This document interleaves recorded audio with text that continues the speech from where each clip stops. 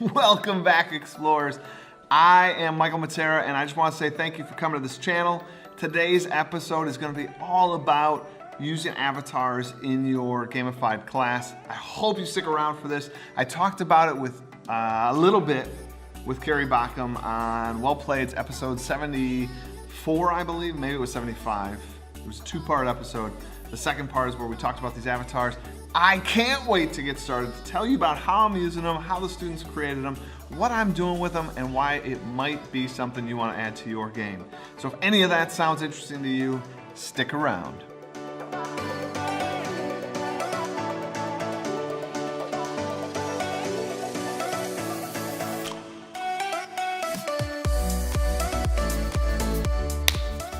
Let's dive right in, because we got a lot to talk about. These avatars. First, I gotta tell you, I've never used them in my game, so this is a new piece for me, and I can't say that I have all the things ironed out, and not that these are all the ways you could use avatars. This is just what I've done.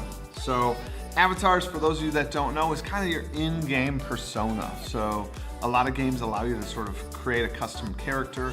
If you've ever played the Nintendo Wii, they started that whole me idea, right? Where they made a little version of yourself inside the game. That would be an example of an avatar, but it doesn't have to be the same. Some of you I know are Bitmoji fans. That would be an example of kind of an avatar. You're gonna use something inside your world, whether that be Twitter or the game world, to kind of represent you in a little fun and different way. Again, it doesn't have to actually be you. It could be a tiger. It doesn't even have to be you or a representation of you. Think about Twitter. My first time on Twitter, I used to be, actually put down in the comments if you think you know what I used to have as my Twitter graphic. And maybe I'll give you a shout out here next time.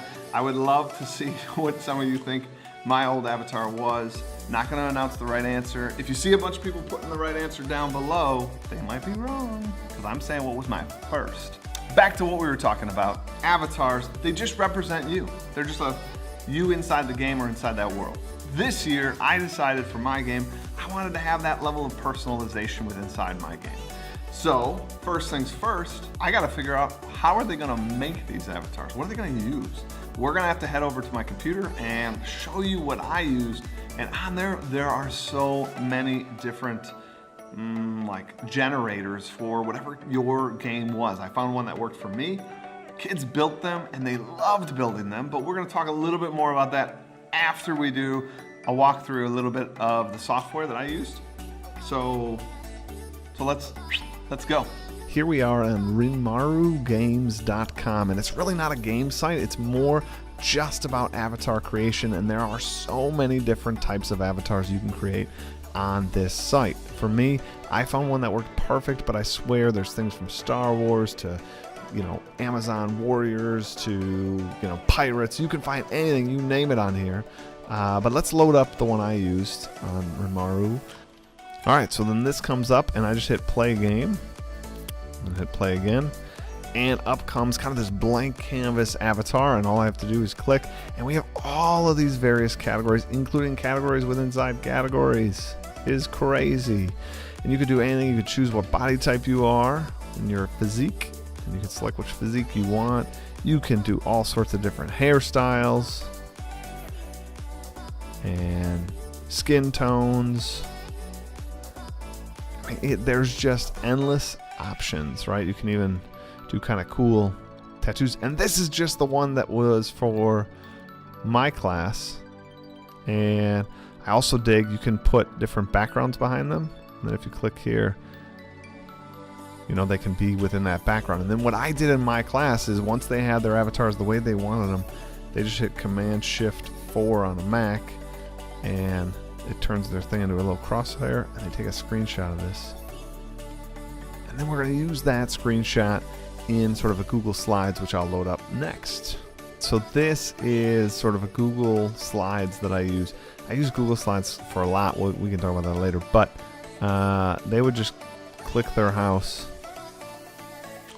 and then up comes sort of the directions to make their avatar. And what they would do is click this avatar and hit Replace Image from Computer.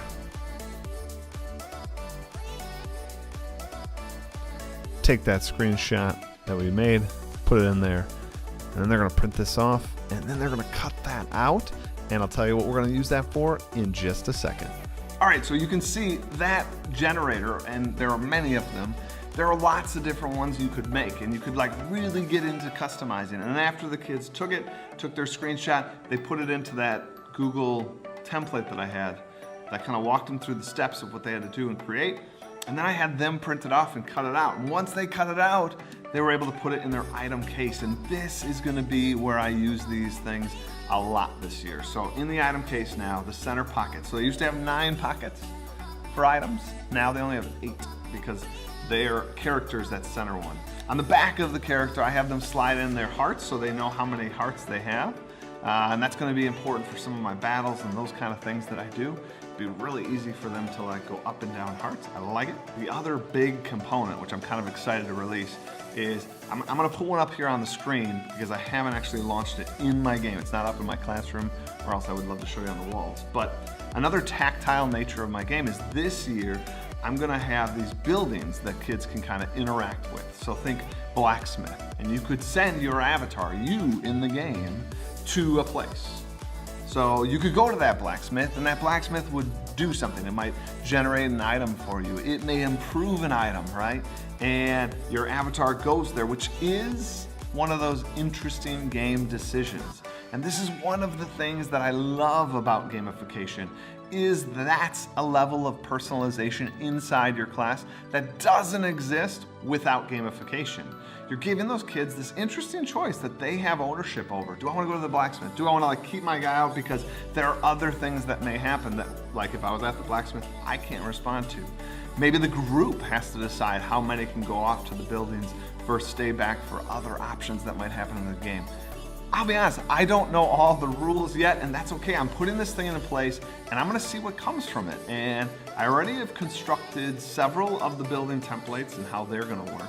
But just sitting here thinking of this new mechanic of having a character, it all of a sudden changes a lot of things within the realm, and I can build out new items around that possibility. I could build out new requirements, like maybe going on side quests, your avatar has to be free, something like that, right? There's lots of things I can do, and I hope that you kind of see that potential and think about adding avatars to your game. I gotta tell you, just on the base level of them feeling a part of the game, this has been a huge thing. So even if I wasn't using the buildings, I would just recommend you take the moment in your class or sign it as a side quest or whatever, but you take that moment to allow them to make themselves inside the game. The kids really loved it and really responded to it, and it really ups your ownership in the game because now you find yourself in the game. So think about doing this, thinking about adding it to your game. I already said down below that I want you to post what you think my avatar was, my first avatar. If you want to try to do that, that'd be awesome. Like I said, I'll be probably giving away something little, but it's just awesome. Love building this community here. Also, you could also just make a comment down below your ideas of an avatar. If you have a tool you use, start that discussion down below. This is a community, and I want you to be a part of that community. So please post a comment, thumbs up if you could. Be also helpful if you subscribe. Most of my giveaways, you gotta be a subscriber, so why don't you join the community? Join the community. All right, that's all I have for you guys today on avatars. I can't wait to see what you guys think and see if any of you know my first avatar. All right, take care.